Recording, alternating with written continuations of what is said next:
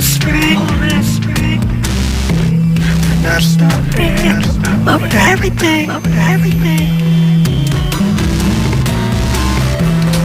don't need diamond, I don't need material things. Just pull that string, and I'll be the end of everything.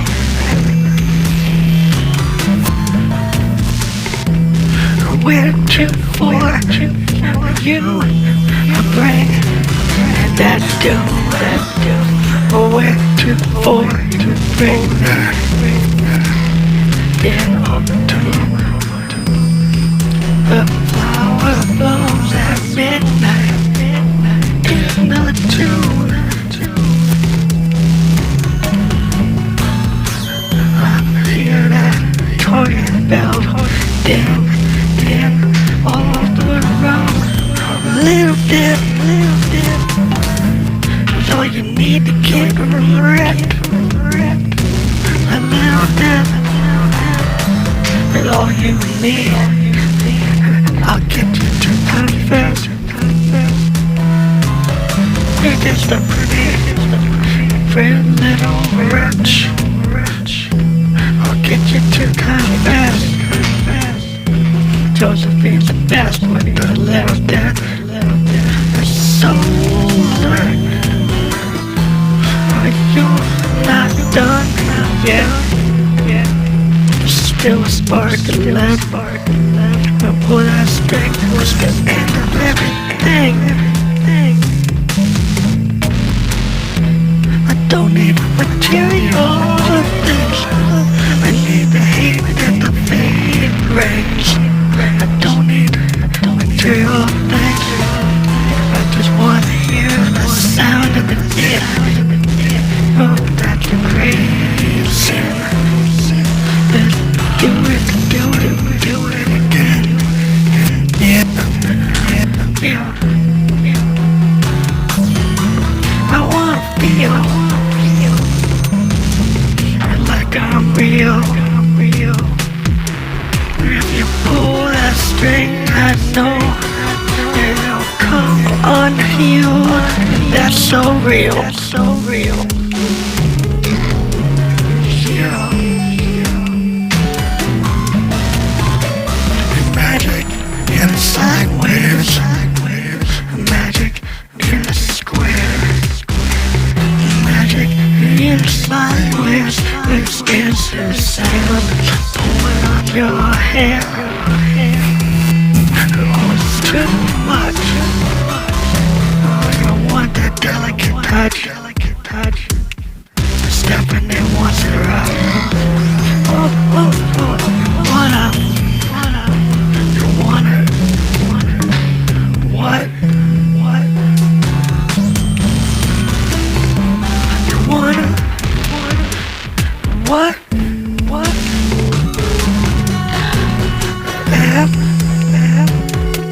It's for that fan and flame. You, well, you a part of the game. Okay, that's someone we don't want to name. Yeah. Wretch. Get that little dad. Wretch. Get that full back. F. Follow. On the spider's web. F is for you. Don't forget. Okay, one name. TRRL that we don't regret. We know that there's no little wretch. Very mess. Get your confess. Pretty wretch. You're gonna scream out my name. You said Joseph is the best. Pretty wretch.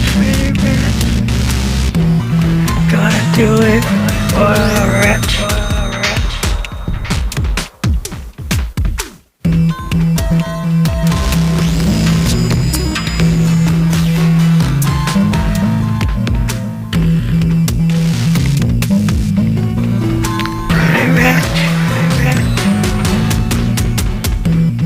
You know what's the next?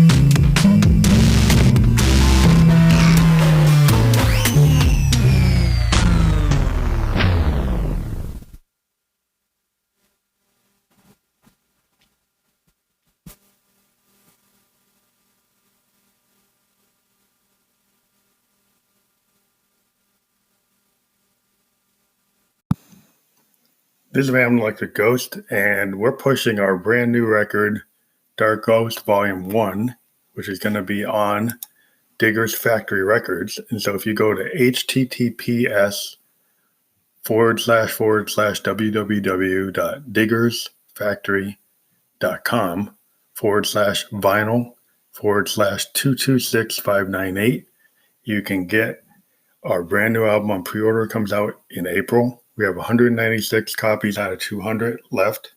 It's $24 plus shipping and handling. It's a 2 vinyl album.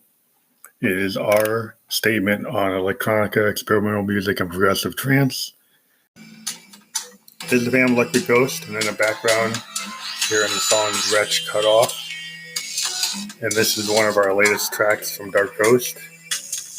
It was recorded totally using an OPZ from Teenage Engineering. The OPZ is a little mini workstation, kind of like having a Korg Kronos or an FA880 in your pocket. It's the size of a TV remote, and we've been able to get a lot of sound out of this little machine. And the song Wretch Cut Off kind of continues this theme within the Dark Ghost series of records. And it's going to be part of Dark Ghost Volume 3, which is called Flower That Blooms at Midnight in the Tomb, and focuses on social, disconnection, dissonance, anomie, kind of ideas of people falling apart or breaking up. And sometimes there's like a soul you should never know, which is a direct line from the title track to Dark Ghost, which is actually on Dark Ghost Volume 2. And so there's some souls you shouldn't move toward, because even though you're attracted to them, it's like bad chemistry. There's certain people that when you connect with them, they bring out the worst in you, and you bring out the worst in them. And you have a relationship that's on the rails, very destructive to both people. And sometimes it's hard to see that because there might be a lot of passion, there might be a lot of feelings. And so this idea of the wretch cut off is like Josephine is feeling very spiteful. She's not burning her resentments, even though we had a song called Burn Your Resentments, FUK. And this idea of that you sometimes, you have to cut off that person. And it might be like the worst thing in the world, because we had a situation where we had this really great working relationship, but it was a problem because, I was feeling more than just a working relationship toward that person, and it wasn't being returned, and it wasn't good for me to be thinking that way in the relationship, because it wasn't, going anywhere, and I was, pushing too much on that person, and then, I felt kind of disassociated. I felt disconnected. I felt, unrequited love. And I feel like in some ways, sometimes there are people that can pick up on that and they use the situation. And I felt like I was getting used. So a lot of the Josephine songs from this time period feel like Josephine feels like she's being used like a prostitute, that she's being abused because of this scenario, and it actually comes to my own life situation. And so Josephine kind of says, well, I'm going to cut this wretch off. I'm going to cut this person off. But yeah, in doing that, that can be very painful, because when you have somebody that you feel like that toward, you have real feelings. And when you cut them off, it tends to hurt you more than it hurts them because you were feeling more than them in the first place. So this song is diving into those feelings. And I think I've said before that I really appreciate kind of the music that Neil Young did in the Ditch trilogy, which is Time Fades Away, On the Beach, and Tonight's the Night. And these albums from Neil had this really raw, emotional feeling that he captured in sound and song. And it was very personal.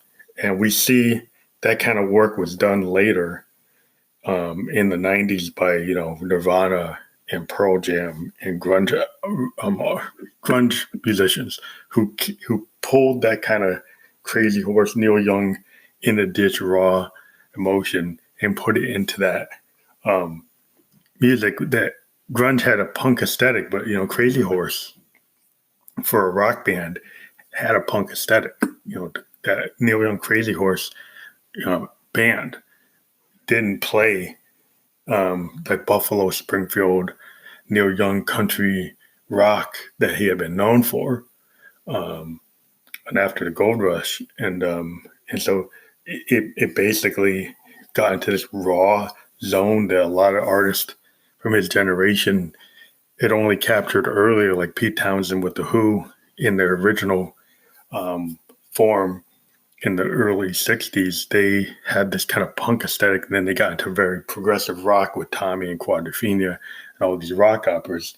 But the original kind of rawness, the early Who had, and Neil kind of captured it with Crazy Horse.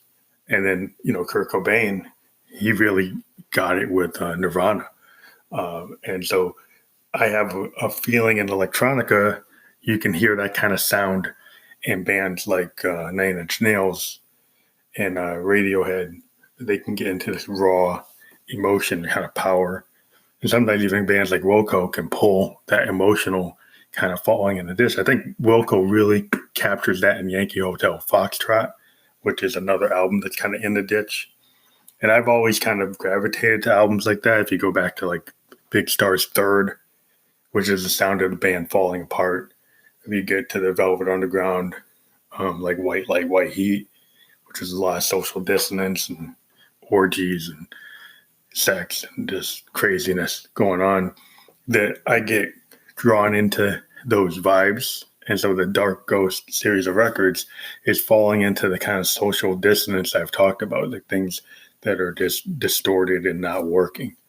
And it comes from my own personal relationships that, it was not working. It kind of fell apart. Even though there was a lot of beauty in the work we created, it was like, there's a cost to that. And as a musician, you take those feelings and you use them to create art. And, you have to deal with the raw emotion in some ways and try not to be self-destructive about it. But a lot of, great musicians' work is from being able to call, their own personal experiences and put them in the work and make it accessible so other people can kind of feel it.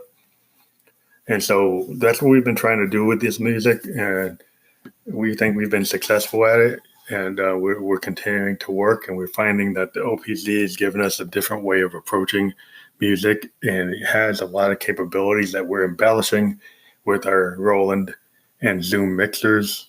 We're hoping to get a lot of cool equipment going in next year. We're hoping to get a Moog grandmother. We're hoping that Moog actually puts out the subharmonicon, which is another kind of mother 32 DFAM type system that was previewed at the Moog Fest this year.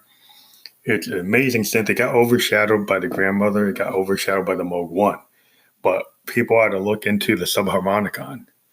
And there's a really good review of it by Lollipop, who's an awesome YouTuber who does really good product reviews. He's very well thought out in his assessment of synthesizers. He does an amazing review. He's got a lot of knowledge of subtractive and additive synthesis. He understands the history, understands the mechanics, and the sound design at an extreme level. He's one of the better YouTubers out there. I mean, we love watching Sonic State. We love watching Andertons. There's some really good stuff that they do. But Lollipop is like phenomenal in his assessment. So I really give him a lot of props. So he really went through the subharmonicon, which only uses square waves to deal with our subharmonic sequencing. And it has a subharmonic sequencer, which I've never seen before, that looks on its face like very limiting because it looks like it only has like 4 steps. And you're just like, wow, a DFAM only had 8, and now this only has 4.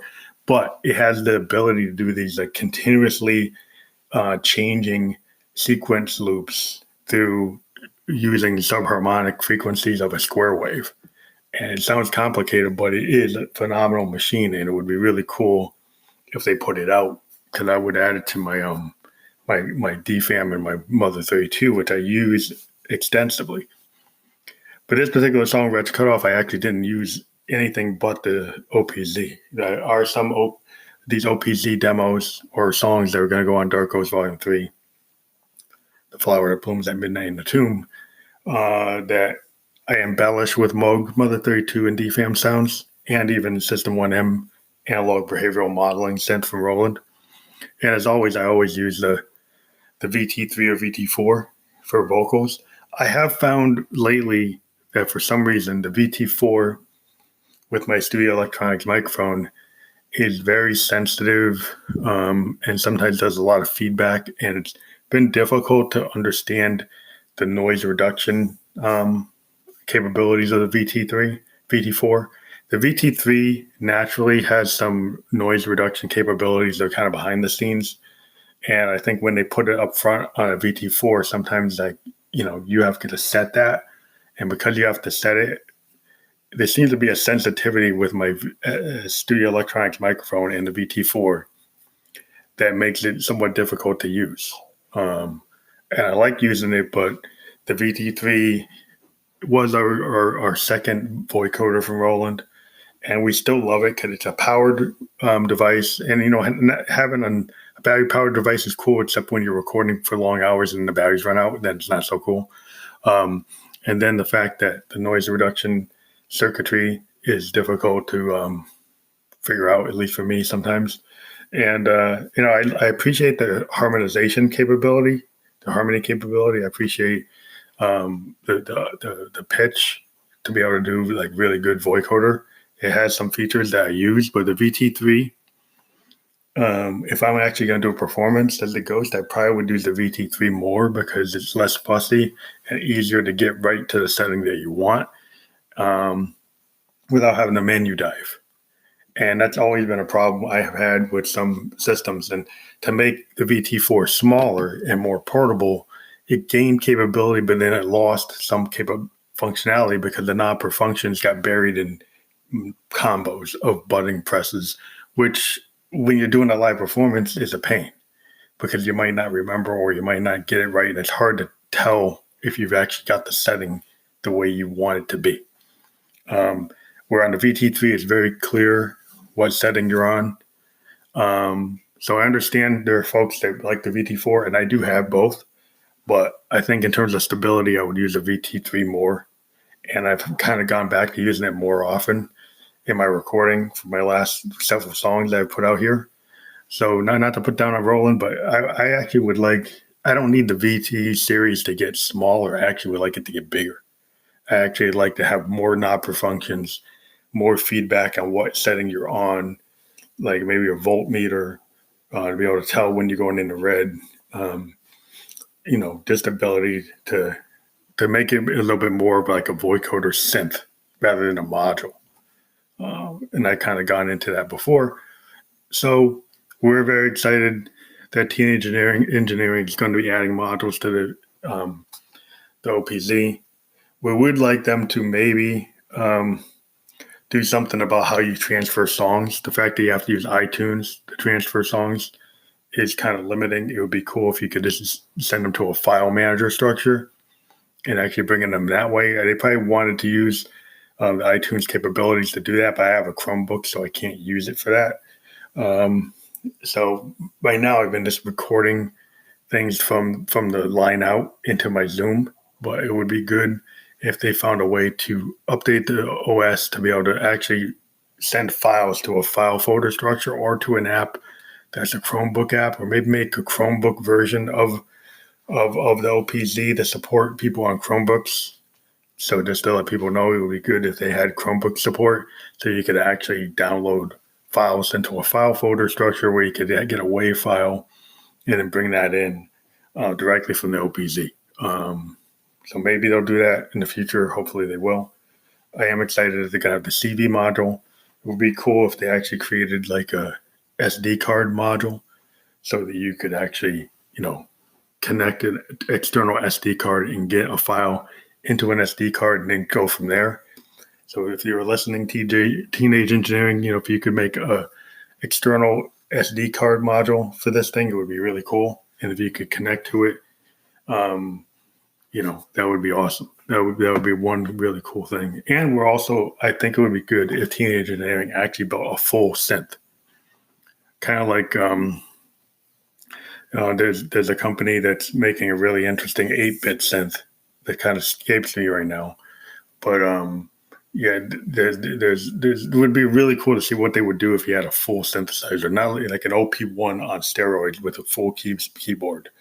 And having a combination of the sequencer for an OPZ and the sampler and the keyboard for an OP1, but actually real keys. That would be an awesome machine, maybe OPX. So if they're thinking, that would be what we'd want to do. But just ahead, the last interview this year is going to be with Kendra Black, a great pop star from New York City. She had done a song called Rude with Snoop Dogg. Got a brand new album coming, got a big poster on Times Square. Going to interview her tonight. So I want to thank everybody for listening to us, and check out our promo for Dark Ghost Volume 1 on Digger's Factory. And also listen to our sponsors. And we'll be doing a big campaign for CINPals.com in the future. So you might want to check out CIN.pals.com, another way to meet your friends. You get verified background checks. So it's a social network where you can actually, at the end of the day, the purpose is to physically meet. So it has a little bit of a security protocol where it does a full background check on the individuals on the platform, doesn't share cookies or share your information with anybody. And so it's like a Facebook-like tool, but it's a tool more to, like, if you want to go into a book club with friends, you want to go to cosplay convention, you want to find like-minded people who are comic book fans or movie fans or anime fans or whatever, anything you're into and you want to physically meet. You want to go to restaurants and review restaurants and you're a foodie. You want to meet with other foodies. This is a really cool platform. So it's CINPals.com. They are a sponsor of our show, giving you up front. They are. We had an episode where we talked to one of the founders of the company, a woman named Sharon. Sharon, sorry. But yeah, we are going to be doing more with them in 2019. So be on the lookout. Then we might have some plugs, little segments where we plug what they're doing. So thank you for listening to us this year. We've got 4,800 listeners, and we are very excited. We've exceeded what we used to do on Spearman, even though we still use Spearman for headliner video production. And just for any of the bands out there, one last thing is we interview bands. If you like what you hear, get in touch with us. Send us a voice memo through anchor.fm. We're looking for a co-host so that we can kind of trade off. So if you're a musician, you'd want to be on a podcast, check us out. Check out all the Family Liquid Ghost music on Spotify, Tidal, iTunes, Google Play. We're out there. And, again, support your local indie band because that's where all the music is happening. Thank you. Have a great 2019.